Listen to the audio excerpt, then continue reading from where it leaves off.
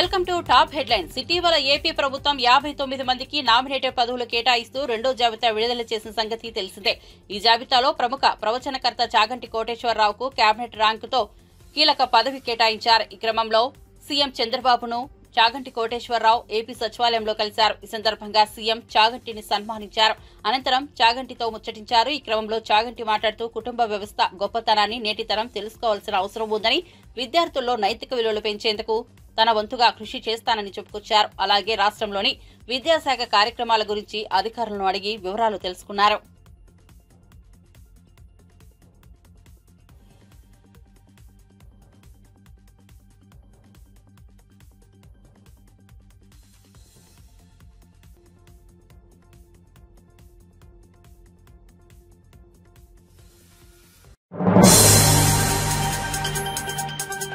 తెలంగాణ ప్రభుత్వం సంచలన నిర్ణయం తీసుకుంది. సీఎం రేవంత్ రెడ్డి ప్రతిష్టాత్మకంగా ఏర్పాటు చేసిన young India skill university Gautam Adani ఇచ్చిన 100 కోట్ల నిధులను తీసుకునేందుకు నిరాకరిస్తున్నామని తెలిపింది. దేశవ్యాప్తంగా అదానీ గ్రూప్ పై రేగుతున్న దుమారాన్ని దృష్టిలో ఉంచుకుని ఈ నిర్ణయం తీసుకున్నట్లు సీఎం రేవంత్ రెడ్డి ప్రకటించారు. ముఖ్యమంత్రిగా నాకు మా మంత్రివర్గానికి లేనిపోని వివాదాలు ఇరుక్కోవడం ఇష్టం లేదని, అందుకే అదానీ గ్రూప్ కు వారి నిధులు తీసుకోవడం లేదని లేఖ రాశామని తెలిపారు. రాష్ట్రంలోని విద్యార్థులు, యువతకు అంతర్జాతీయ స్థాయి స్కిల్ నేర్చుకోవడానికి ఎంతో ముందు చూపుతో స్కిల్ యూనివర్సిటీ నెలకొల్పామని, దానికి సిఎస్ఆర్ నిధుల కింద ఏ కంపెనీ అయినా నిధులు అందించవచ్చని వెల్లడించారు. అదేవిధంగా అదానీ ఇస్తే తీసుకున్నామని, అది మా ఇంట్లోకి ఇచ్చింది కాదని, రాష్ట్ర యువత కోసం ఇచ్చిందని సీఎం రేవంత్ రెడ్డి పేర్కొన్నారు. దేశవ్యాప్తంగా దుమారం, వివాదం, వాదనలు, ప్రతివాదనలు, ఆరోపణలు, ప్రత్యారోపణలు జరుగుతూ ఉన్నాయి. దానికి Gautam Adani group of companies కేంద్ర బిందువుగా ఈ చర్చలు కొనసాగుతున్నాయి. ఈ చర్చల సందర్భంగా అప్పుడప్పుడు, ముఖ్యంగా మొన్న మహారాష్ట్ర ఎన్నికల సందర్భంగా పాత్రికేయ మిత్రులు శ్రీ రాహుల్ గాంధీ గారి పత్రికా సమావేశంలో అదానీ గారి నుండి తెలంగాణ రాష్ట్ర ప్రభుత్వం, ఆ రాష్ట్ర ముఖ్యమంత్రి రేవంత్ రెడ్డి గారు నిధులను స్వీకరించారు కదా, కాంగ్రెస్ పార్టీ ఏ విధంగా అదానీ గారి తప్పులను ప్రశ్నిస్తారు అని చెప్పి పాత్రికేయ మిత్రులు ప్రస్తావించడం జరిగింది. పాత్రికేయ మిత్రులకు చాలా సందర్భాలలో నేను వివరణ ఇచ్చిన, రాహుల్ గాంధీ గారు కూడా విస్పష్టంగా ఒక అంశాన్ని ప్రస్తావించారు.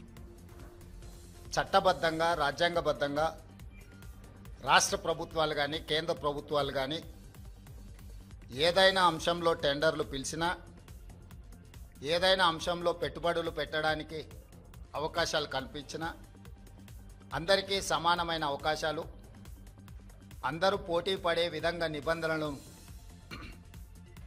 తయారు చేసి నిబంధనల మేరకు టెండర్లను నిర్వహించి అందులో ఎవరు ఆ టెండర్లలో రాణిస్తే వాళ్లకు కాంట్రాక్ట్లు ఇవ్వడం కానీ, లేదా ఏదైనా పనులను కేటాయించడం కానీ, ఏదైనా విషయాలతో అదానీనే కాదు, అంబానీ కావచ్చు, టాటా కావచ్చు, బిర్లా కావచ్చు, ఈ దేశంలో ఉండే ఏ సంస్థలకైనా రాజ్యాంగబద్ధమైన రక్షణ ఉంటుంది, వాళ్ళు పెట్టుబడులు పెట్టడానికి అవకాశం ఉంటుందని రాహుల్ గాంధీ గారు వివరించడం జరిగింది. అయినా జర్నలిస్టులు కావచ్చు, రాజకీయ పార్టీ పాన్ ఇండియా సినిమాగా రాబోతున్న పుష్ప 2 మూవీ కోసం ప్రేక్షకులు ఈగర్ గా ఎదురుచూస్తున్నారు. ఇప్పటికే వచ్చిన అప్డేట్స్ తో పుష్ప 2 మూవీపై భారీ హైప్ పెరిగింది. అయితే ఏపీలో ఈ సినిమాపై రాజకీయ రంగు పులుముకుంది. గతంలో అల్లు అర్జున్ తన స్నేహితుడైన వైసీపీ ఎమ్మెల్యే అభ్యర్థి కోసం ఎన్నికల్లో ప్రచారం చేశారు. దీంతో జనసేన నాయకులు పవన్ కళ్యాణ్ అభిమానులు అల్లు అర్జున్ తీరును తప్పుబడుతూ విమర్శలు గుప్పిస్తూ ట్రోలింగ్ చేస్తున్నారు. ఈ క్రమంలో పుష్ప 2 మూవీ రిలీజ్ దగ్గర పడుతుండటంతో ఏపీలో ఆ సినిమాను అడ్డుకుంటామంటూ బొమ్మ పడకుండా బహిష్కరిస్తామని ప్రకటనలు చేస్తున్నారు. ఈ నేపథ్యంలో జనసేన నాయకుల కామెంట్స్ పై వైసీపీ లీడర్, మాజీ మంత్రి అంబటి రాంబాబు తనదైన శైలిలో స్పందించారు. సోమవారం మీడియాతో మాట్లాడిన అంబటి రాంబాబు అల్లు అర్జున్ అంటే కొంతమందికి జెలసీ అన్నారు. ఆ జెలసీతోనే వారి కడుపులు పుచ్చిపోతున్నాయని హాట్ కామెంట్స్ చేశారు. పుష్ప 2 సినిమాను అడ్డుకోవడం అంటే అరచేతిని అడ్డుపెట్టి సూర్యుడిని అడ్డుకున్నట్లే అన్నారు. బాగున్న సినిమాను ఎవరూ అడ్డుకోలేరన్నారు. ఇప్పుడు మన అల్లు అర్జున్ గారి సినిమాని ఆపాలని ప్రయత్నం చేస్తే ప్రజలు చూడరు. బాగున్న సినిమా ఏదైనా చూస్తారు. అరే రాజ్బాబు హీరోగా యాక్ట్ చేసిన సినిమా బ్రహ్మాండంగా చూసాము మేము. సినిమా బాగుంటే ఎన్టీ రామారావు గారి సినిమాలు బాగోకపోతే ఫ్లాప్ అయినాయండి. ఏం చెప్తాం? సినిమా బాగుంటే ఎవరైనా చూస్తారు. అరచేతిని అడ్డు పెట్టి సూర్యకాంతిని ఆపలేరు, అదేవిధంగా ఇలాంటి ఎదరో పోకళ్ళు పోయి సినిమాని ఆపలేరు అని మరోసారి నిరూపించేటటువంటి కార్యక్రమం వస్తుంది. అల్లు అర్జున్ అయినా లేదా జూనియర్ ఎన్టీఆర్ అయినా లేకపోతే మరొకరైనా సినిమా బాగుంటే ఎవరైనా చూస్తారు, బాగోపోతే ఎవరు చూడరు. నాకు తెలిసి అందరూ ఉవ్విళ్ళు ఊరుతున్నారు. పుష్ప 2 చూద్దాం, దానిలో ఎంత బ్రహ్మాండంగా ఉంటుందో అందరూ ఎదురు చూస్తున్నారు. నేను కూడా ఎదురు చూస్తున్నా. మరీ థియేటర్లోకి వెళ్ళి చూడాలంటే ఇబ్బందిని నేను కూడా పుష్ప 2 ఎలా ఉంటుందో చూడాలని నాకు బాగా కోరిక ఉంది. ఎందుకంటే చాలా అద్భుతంగా పార్ట్ 1 అద్భుతంగా ఉంది కదా, హాలీవుడ్ స్టైల్లో ఉంది కదా, అందరినీ తలదన్నే విధంగా వెళ్ళాడు కదా అల్లు అర్జును. అందువల్ల బాగా జలసిగా ఉంది కొంతమందికి. మీ జలసి వల్ల మీ కడుపులు పుచ్చిపోతాయి, గుర్తుపెట్టుకోండి. పోయేవాడిని ఎవడు పట్టుకోలేడు, పైకి వెళ్ళేవాడిని మీరు పట్టుకోవాలని ప్రయత్నం చేస్తే మీ కడుపులే గ్యాస్తో పుచ్చిపోతాయి, గుర్తుపెట్టుకోమని ఈ సందర్భంగా చెప్తాను. వైసీపీ వాళ్ళకి కూడా పిలిపిస్తున్నారా చూడమని సినిమా? ఏంటి నేను సినిమా చూడమని నువ్వు చూడు నాగరాజు, టికెట్ ఇస్తాను. నాకెందుకు సినిమా ప్రచారం? అడిగారు కాబట్టి చెప్పాను. నేను సినిమా జోలికి వెళ్తానా? అడిగారు కాబట్టి చెబుతాం. అప్పుడెప్పుడో బ్రో సినిమా గురించి వెళ్ళాము, దానిలో నాది కూడా పెట్టారు కాబట్టి. అనేది ఏంటంటే మీరు అడిగారు కాబట్టి కాస్త చెప్పాలి కాబట్టి, మీకు చెప్పకపోతే బాగోదు కాబట్టి కొన్ని ఏమో చెప్పము, కొన్ని ఏమో చెబుతాం. మనకు నచ్చింది చెబుతాం, మనసుకు నచ్చని నో కామంటే వెళ్ళిపోతాం అని అడిగాడు. జూనియర్ ఎన్టీఆర్ని అల్లు అర్జున్ని ఇద్దరిని బహిష్కరించాలని ఎవరైనా అనుకుంటే అది మీ భ్రమ తప్ప ఎవరిని బహిష్కరించలేదు ఈ దేశంలో, ఈ సినిమాల్లో. గుర్తుపెట్టుకోండి, అల్లు అర్జున్ ఇది ఇంటర్నేషనల్ యాక్టర్గా రూపుదిద్దాడు. అవునా కాదా? అవునా కాదా?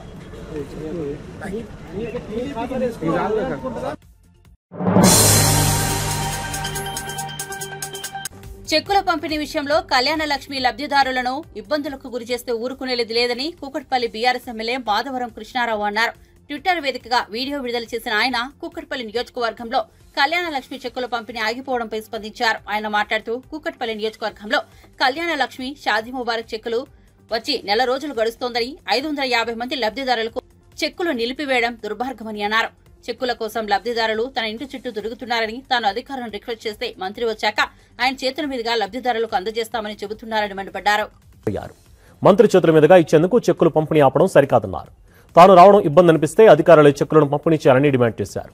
రేపటిలోగా చెక్కులు పంపిణీ చేయకుంటే ఎంఆర్ఓ కార్యాలయం ఎదుట ధర్నాకు దిగుతారని హెచ్చరించారు.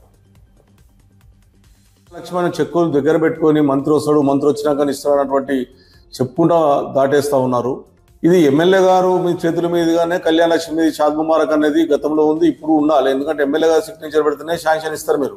అటువంటిది ఇలా మీరు ఎంత దుర్మార్గంగా నిరుపేదలకు ₹1,00,000 కళ్యాణ లక్ష్మి చెక్కులు వచ్చి ఉంటే కూడా ఇవ్వలేనటువంటి పరిస్థితులు మీరు ఉన్నారంటే నిరుపేదలు ఏ రకంగా పుట్టగొట్టుకుంటున్నారు అనేది ఇదే నిదర్శనం.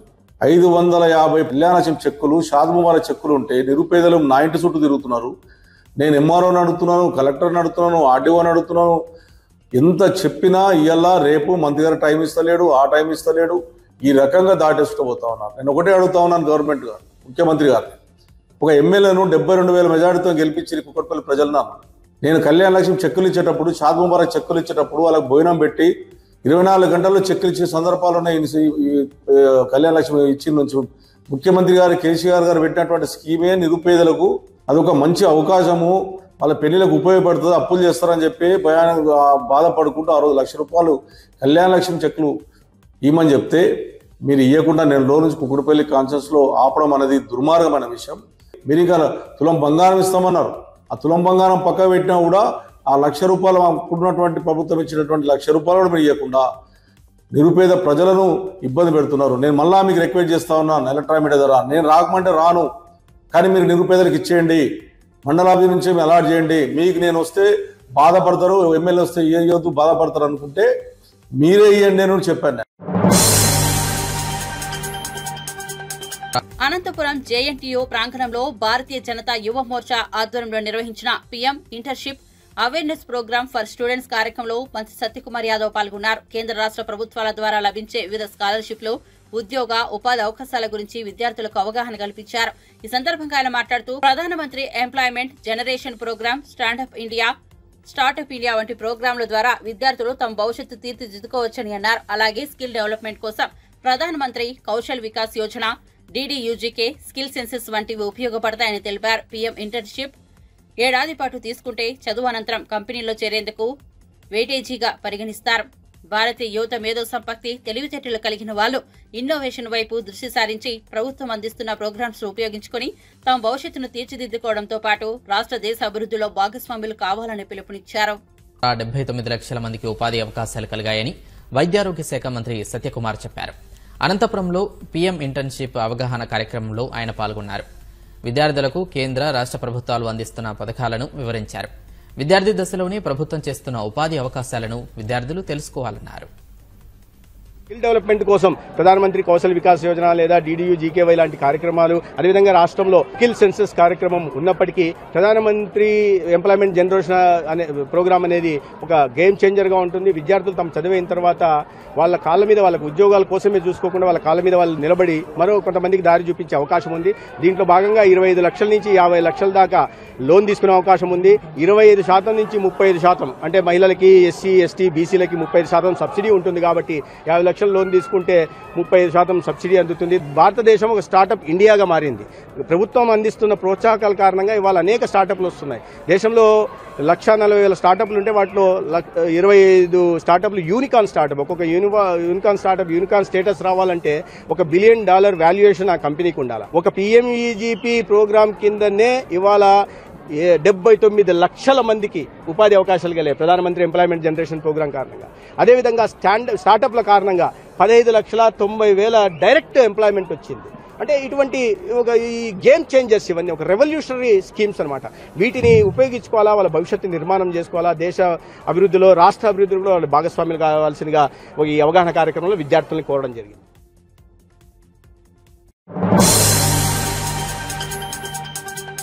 లగచర్లలో 9 నెలలుగా దళిత గిరిజన రైతులు ఆందోళనలు చేస్తున్నారని బీఆర్ఎస్ వర్కింగ్ ప్రెసిడెంట్ మాజీ మంత్రి కేటీఆర్ అన్నారు. లగచర్ల బాధితులకు మద్దతుగా మహబూబాబాద్ లో భారీ ధర్నా నిర్వహించారు. ఈ ధర్నాలో పాల్గొన్న కేటీఆర్ మాట్లాడుతూ 9 నెలలుగా ధర్నా చేస్తున్న వారితో మాట్లాడేందుకు సీఎం రేవంత్ రెడ్డి సమయం ఇవ్వలేదని మండిపడ్డారు. రైతులను కలిసేందుకు టైం లేదు, కానీ ఢిల్లీకి వెళ్లేందుకు మాత్రం క్యూ కడుతున్నారని విమర్శించారు. సొంత నియోజకవర్గంలోనే సీఎం తిరుగుబాటు ఎదుర్కొన్నారని అన్నారు.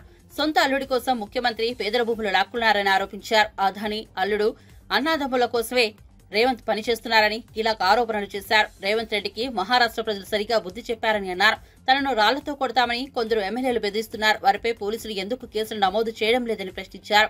గతంలో మానుకోట రాళ్లదారి నుంచి నిప్పు పుట్టిందని గుర్తు చేశారు. ఆ నిప్పు నుంచే తెలంగాణ వచ్చిందని తెలిపారు. లగచర్లలో జరిగింది రేపు ఇంకెక్కడైనా జరగొచ్చని అన్నారు. డీజీపీ గారు అయిపోయింది కదా లగచర్ల, ఇక్కడెందుకు అంటాడు, మానుకోటలో ధర్నా ఎందుకు అంటాడు? ఒక్క మానుకోటలోనే కాదు రేవంత్ రెడ్డి, ఈ రాష్ట్రంలో అవసరమైతే ఎక్కడెక్కడ బీద వాళ్ళు ఉన్నారో, ఎక్కడెక్కడ గిరిజన రైతులు ఉన్నారో, ఎక్కడెక్కడ మా దళిత అన్నదమ్ములు ఉన్నారో, ఎక్కడెక్కడ బలహీన వర్గాల అన్నదమ్ములు ఉన్నారో, మొత్తం 119 నియోజకవర్గాల్లో అవసరమైతే ఆ కొడంగల్ బక్కజిక్కిన రైతుల కోసం తప్పకుండా బీఆర్ఎస్ పార్టీ ధర్నా చేస్తుంది, కదం దొక్కుతుంది, కదులుతుంది. నీ ప్రభుత్వాన్ని కూకటి వేళ్లతో పెగిలించేదాకా వదిలిపెట్టమనే మాట కూడా విజ్ఞప్తి చేస్తా ఉన్నా. ఇంకొక మాట నేను అడుగుతా ఉన్నా, మిమ్మల్ని ఆలోచించమని కోరుతున్నా. ఎవరి కోసం? ఫార్మా విలేజ్ అల్లుని కోసం అక్కడ ఫార్మా దుకాణం పెట్టి వాళ్ళ సొంత అల్లుని కోసం ఇవాళ పేదవాళ్ళ భూములు గుంజుకునే ప్రయత్నం చేస్తా ఉన్నాడు. ఈ ముఖ్యమంత్రి పేదోళ్ళ కోసం పనిచేస్తలేడు. అదాని కోసం, అల్లుని కోసం, అన్నగాని కోసం, తమ్ముడి కోసం, వాళ్ళ కోసం తప్ప రాష్ట్రంలో రైతుల కోసం గాని పేదవాళ్ళ కోసం గాని ఈ ముఖ్యమంత్రి పనిచేస్తలేడు. ఒక్కసారి ఆలోచించండి. ఇంకో 10 రోజులైతే సంవత్సరం నిండుతుంది రేవంత్ రెడ్డి ప్రభుత్వం కూర్చొని. ఏం చెప్పిండు అన్నాడు? యాదకొండల మీ అందరికీ మహబాద్కి వచ్చి ఇవాళ ఇక్కడున్న ఎమ్మెల్యే, డోర్నకల్ ఎమ్మెల్యే, అదేవిధంగా మహబాద్ జిల్లాలోని ఇల్లెందు ఎమ్మెల్యే సమాధానం చెప్పాలా. మీరే కదా ఇంటింటికి వచ్చింది, మీరే కదా గల్లీ గల్లీ తిరిగింది, 6 గ్యారంటీలు అన్నారు, 100 రోజుల్లో అమలు చేస్తామన్నారు, పేదవాళ్ళకు అండగా నిలబడతామన్నారు. ఏ ఒక్క హామీ అన్న అమలైందా? ఒక్కసారి చెప్పవలసిందిగా కోరుతా ఉన్నా. కేసీఆర్ ఉన్నప్పుడు రైతు బంధు పడుతుండేనా? పడుతుండే అంటే ఎస్ అనాలే. పడుతుండేనా? కేసీఆర్ ఉన్నప్పుడు రైతు బంధు టైంకి పడుతుండేనా? రైతు బీమా వస్తుండేనా? 24 గంటల కరెంట్ వస్తుండేనా? మరి రేవంత్ రెడ్డి వచ్చినాక వస్తున్నాయా? రైతు బంధు ఎగ్గొట్టిండా? రైతు బీమా బంద్ పెట్టిండా? బోనస్ బోగస్ అయిందా? పార్లమెంట్ శీతాకాల సమావేశాలు సోమవారం ప్రారంభమయ్యాయి. ఈ సమావేశంలో రాష్ట్రానికి రావాల్సిన నిధులు, ప్రాజెక్టులపై కేంద్రంతో చర్చలు జరపనున్నట్టు సీఎం చంద్రబాబు ఇటీవల పేర్కొన్న విషయం తెలిసిందే. ఇదిలా ఉంటే మొదటిసారి శీతాకాల పార్లమెంట్ సమావేశాలు ప్రారంభమైన గంటకే ఉభయ సభలు వాయిదా పడ్డాయి. అయితే తాజాగా ఓ ఆసక్తికర పరిణామం చోటు చేసుకుంది. అప్పుడెప్పుడో పుచ్చలపల్లి సుందరయ్య లాంటి వ్యక్తులు చట్టసభలకు సైకిల్ మీద వెళ్లి ఆదర్శంగా నిలిచినట్టు మనం విన్నాం. మళ్లీ ప్రస్తుత కాలంలో అదే సీన్ రిపీట్ చేసి ఆదర్శంగా నిలిచారు. విజయనగరం ఎంపీ కలిశెట్టి అప్పలనాయుడు మొదటిసారి పార్లమెంట్ సమావేశాలకు సైకిల్పై వెళ్లిన విషయం తెలిసిందే. అయితే ఈ పార్లమెంట్ సమావేశాలకు టీడీపీ ఎంపీ కలిశెట్టి అప్పలనాయుడు మరోసారి టీడీపీ గుర్తు అయిన సైకిల్పై వెళ్లారు. ప్రస్తుతం ఈ వీడియో సోషల్ మీడియాలో వైరల్ గా మారింది.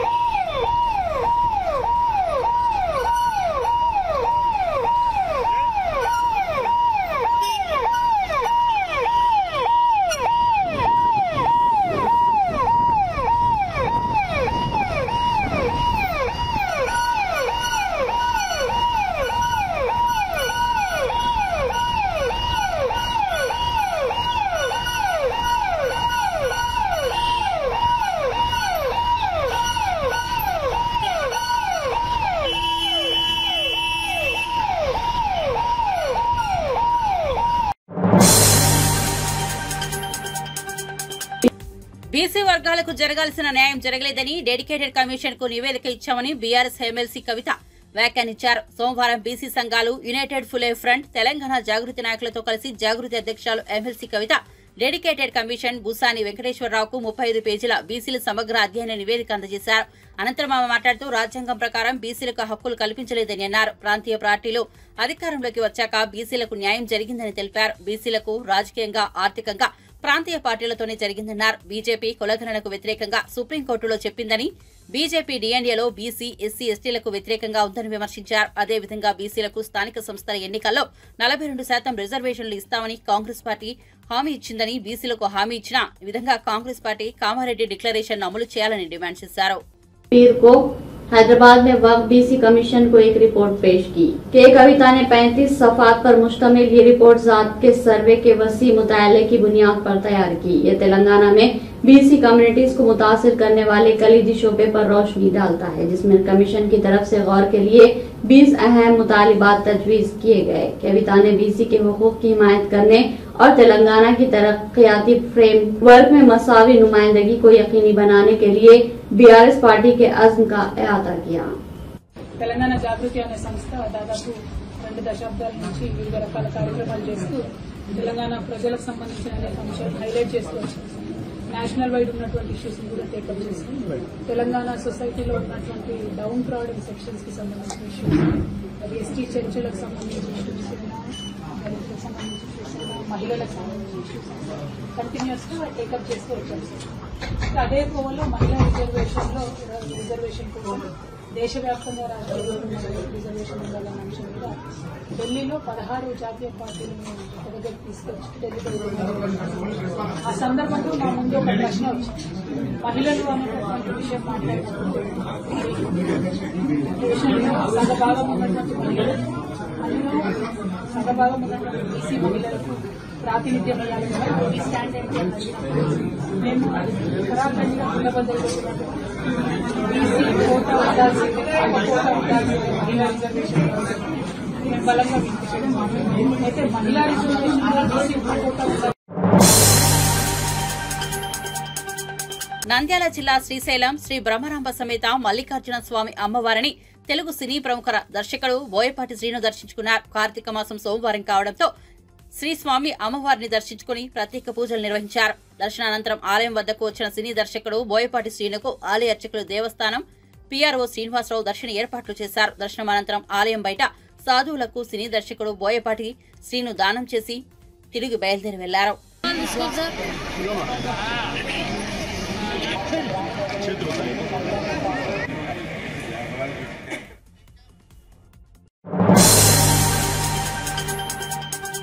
రైతు భరోసాపై మంత్రి పొన్నం ప్రభాకర్ కీలక వ్యాఖ్యలు చేశారు. సోమవారం ఆయన మీడియాతో మాట్లాడారు. అతి త్వరలో రైతు భరోసా డబ్బులు రైతుల ఖాతాలో జమ చేస్తామని హామీ ఇచ్చారు. బీఆర్ఎస్, బీజేపీ నేతలు కావాలనే రైతులను రెచ్చగొడుతున్నారని మండిపడ్డారు. ఢిల్లీలో దోస్తీ చేస్తూ గల్లీలో కుస్తీలా ఆ రెండు పార్టీల నేతలు వ్యవహరిస్తున్నారని అన్నారు. రాష్ట్రంలో కులగణన ప్రక్రియ పారదర్శకంగా జరుగుతుందని చెప్పారు. దీంతో దేశంలోనే అతిపెద్ద మార్పునకు శ్రీకారం చుట్టామని అన్నారు. మరోవైపు రాష్ట్రంలో సమగ్ర కుటుంబ సర్వే చివరి దశకు చేరుకుంది. పూర్తి చేసిన ఫారాల డేటా ఎంట్రీ చురుగ్గా సాగుతోంది. సర్వే చివరి దశకు చేరిన తరుణంలో వాటిని వెంటనే డేటా ఎంట్రీ చేయడం ద్వారా ప్రభుత్వం అనుకున్న సమయంలో లెక్కలు వివరాలు తెలుసుకోవడానికి అనుగుణంగా పనులు స్పీడప్ చేసింది. సర్వే ఒక ఎత్తు అయితే కంప్యూటరీకరణ చేయించడం మరో ఎత్తు. ఈ నేపథ్యంలో డేటా ఎంట్రీపై ఉప ముఖ్యమంత్రి మల్లు భట్టి విక్రమార్క కలెక్టర్లతో వీడియో కాన్ఫరెన్స్ ద్వారా సూచనలు సలహాలు ఇచ్చారు. డేటా ఎంట్రీకి ఉన్న ప్రాధాన్యతను వివరించారు. రాష్ట్ర వ్యాప్తంగా డేటా ఎంట్రీని ఇప్పటికే ప్రారంభించారు. కాంగ్రెస్ పార్టీ ఓడిపోయినందుకు సంతోషపడుతురా స్పష్టం చేయమని సందర్భంగా డిమాండ్ చేస్తా ఉన్నా. భారతీయ రాష్ట్ర సమితి భారతీయ జనతా పార్టీ ఒకటి ఢిల్లీలో కుస్తీ గల్లీలో దోస్తీ అని మేము చెప్పింది మళ్ళొక్కసారి నిజమైందా లేదు. ఎందుకంటే ఎన్నికలకు ముందు పూటక వాగ్దానాలు చెప్తారు. మహారాష్ట్రలో కాంగ్రెస్ కోటి అయితే పిలుపునిచ్చారు, ఢిల్లీకి పోయి పిలుపునిచ్చారు. అటువంటి వాళ్ళు ఇలా పార్లమెంట్ ఎన్నికల్లో భారతీయ జనతా పార్టీకి మద్దతునిచ్చి 0 సీట్లు తెచ్చుకున్న వాళ్ళు ఇలా కాంగ్రెస్ పార్టీ గురించి మాట్లాడుతుంటే నేను అడుగుతా ఉన్న వాళ్ళను, మీరు భారతీయ జనతా పార్టీకి బీ టీం కాకపోతే ఏమవుతారని అడుగుతా ఉన్నాం. ఇలా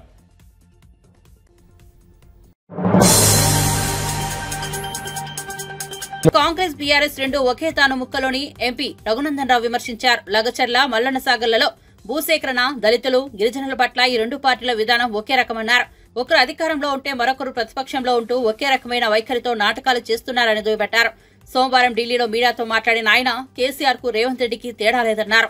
లగచర్ల బాధితులకు న్యాయపరంగా సహకారం అందించడంతో పాటు 2013 భూసేకరణ చట్టం ప్రకారం వారికి పరిహారం అందే విధంగా బీజేపీ కృషి చేస్తోందని చెప్పారు. నిరాహార దీక్ష చేసినని ప్రకటించినాడు.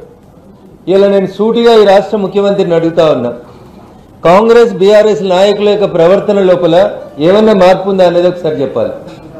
టీఆర్ఎస్ అధికారంలో ఉంటే 2013 భూసేకరణ చట్టం పనికిరాదని గొడవ చేసి అడ్డగోలుగా అర్ధరాత్రులు రైతుల్ని బాధి ఇంటర్నెట్లు బంద్ చేసి గ్రామాలలో ఉన్నటువంటి రైతుల్ని ఖాళీ చేయించడానికి పోలీసులను పెట్టి బాధి ఆ రోజు ఖాళీ చేయించినారు. ఈ రోజు రేవంత్ రెడ్డి గారు లగచర్ల విషయం లోపల చేసినటువంటి బడుగు బలహీన వర్గాలకు సంబంధించినటువంటి రైతన్నల మీద చేసినటువంటి దాడి కూడా అప్పటి టీఆర్ఎస్ ప్రభుత్వానికి ఏం భిన్నంగా ఉందో రాష్ట్ర ముఖ్యమంత్రి చెప్పాలి. మల్లన్న సాగర్ కోసం టీఆర్ఎస్ గొడవ చేసినప్పుడు 2013 భూసేకరణ చట్టం అమలు చేయాలని అడిగిన రేవంత్ రెడ్డి గారు ఇప్పుడు మళ్లీ లగచర్లలో భూమి తీసుకుంటున్నప్పుడు ఎందుకు ఆ చట్టాన్ని అమలు చేయలేకపోతా ఉన్నారని చెప్పాలి. మేమే తెచ్చినాం, కొత్త భూసేకరణ చట్టం మాదే, రైతన్నల్ని ఆదుకుంటాం, 2013 భూసేకరణ చట్టం ప్రకారమే నష్టపరిహారం ఇవ్వాలని చెప్పినటువంటి రేవంత్ రెడ్డి కాంగ్రెస్ పార్టీ ఈ రోజు లగచర్లలో ఈ రకంగా దాడులు చేయడం అనేది ఏ రకంగా సమంజసం ఒకసారి ఆలోచించుకోవాలి. ఈరోజు దురదృష్టం పార్లమెంట్ అనుకోకుండా అడ్జస్ట్ అయింది. లేకుంటే రూల్ 377 కింద లగచర్లలో రైతన్నల మీద జరిగినటువంటి దాడి పట్ల రాష్ట్ర ప్రభుత్వం భూసేకరణ విషయంలో అవలంబిస్తున్నటువంటి విధానం పట్ల నేను రూల్ 377 కింద పార్లమెంట్ లో నోటీస్ ఇవ్వడం జరిగింది. పార్లమెంట్ అడ్జైన్ అయింది కాబట్టి లగచర్లలో జరిగినటువంటి సంఘటన విషయంలో రాష్ట్ర ప్రభుత్వ వైఖరిని ఎండగట్టేందుకు అవకాశం దొరకలేదు కాబట్టి మీడియా మిత్రుల ద్వారా కనీసం లగచర్ల ఇన్సిడెంట్ ని ఢిల్లీ ప్లాట్ఫామ్ గా ముఖ్యమంత్రి ఢిల్లీకి వస్తుంది కాబట్టి ఎట్లాగూ రాహుల్ గాంధీని కలుస్తాడు కాబట్టి దీని మీద ఒక కరెక్ట్ వివరణ ఇస్తే బాగుంటుందని చెప్పి నేను మీ ద్వారా రేవంత్ రెడ్డి గారిని ఈ సందర్భంగా డిమాండ్ చేస్తా ఉన్నా. ఇకపోతే ఇంకొక ఆయన పోయి మానుకోటలో డ్రామా మొదలు పెట్టిండు. 10 ఏళ్లు అడ్డగోలుగా భూమిని సేకరించి అధికారం ఉంది కదా అని కుకునూరుపల్లి పోలీస్ స్టేషన్ లో మహిళల్ని కూడా గొంతులు బట్టి పిసికిరప్పుడు తెలంగాణ పోలీసు వాళ్ళు మల్లన్న సాగర్ లో భూములు వద్దంటే లక్ష్మక్క అనటాన్ని ఒక ఆమెని గొంతు బట్టి పిసికి మరీ పోలీసు వాళ్ళు పోలీస్ స్టేషన్ లేచి నిర్బంధించారు. ఇవాళ ఆయన పోయి మేము బీసీలకి, ఎస్సీలకి, ఎస్టీలకి మద్దతుకుంటామని చెప్పి మానుకోటల ట్రైబల్ సోదరులు ఎక్కువ ఉంటారు, గిరిజనులు ఎక్కువ ఉంటారు అని ధర్నా చేస్తా ఉన్నాడు. ఎట్లుంది కేటీఆర్ పరిస్థితి అంటే 100 ఎలుకల్ని తిన్న తర్వాత పిల్లి కాశీకి బయలుదేరిందంట. బంగాళాఖాతంలో ఏర్పడిన అల్పపీడనం తీవ్ర అల్పపీడనంగా రూపాంతరం చెంది వాయుగుండంగా మారిందని భారత వాతావరణ శాఖ వెల్లడించింది. ప్రస్తుతం పశ్చిమ వాయువు దిశగా కదులుతున్న వాయుగుండం 24 గంటల్లో తీవ్ర వాయుగుండంగా మారే అవకాశం ఉందని పేర్కొంది. ఈ వాయుగుండం ప్రభావంపై ఏపీపై తీవ్రంగా ఉంటుందని, ముఖ్యంగా కోస్తా జిల్లాలో భారీ వర్షాలు కురుస్తాయని తెలిపింది. మరో 3 రోజుల పాటు ఏపీలో మోస్తారు నుంచి భారీ వర్షాలు కురుస్తాయని హెచ్చరించింది.